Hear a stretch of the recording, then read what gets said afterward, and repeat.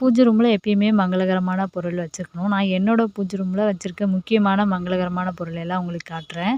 First வந்து பார்த்திங்கன்னா விரலி மஞ்சள். விரலி மஞ்சள் வந்து மகாலட்சுமிக்கு ரொம்ப பிடிக்கும். ஸோ அதனால் அதையே வச்சுருக்கேன்.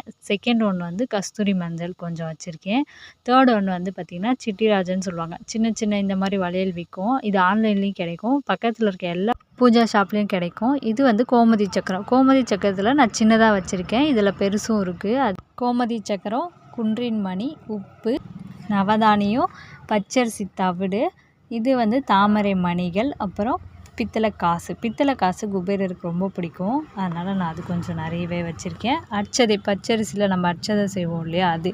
இது எல்லாமே என்னோடய வீட்டில் இருக்க மங்களகரமான பொருட்கள். இது தவிர்த்து புனுகு, ஜவ்வாது, பச்சை கற்பூரம், பன்னீர், அதுக்கப்புறம் சங்கு, சந்தனம், வெற்றி வேர், இது எல்லாமும் நம்ம வீட்டில் வச்சுக்கலாம். இதுவும் மங்களகரமான பொருட்கள் தான்.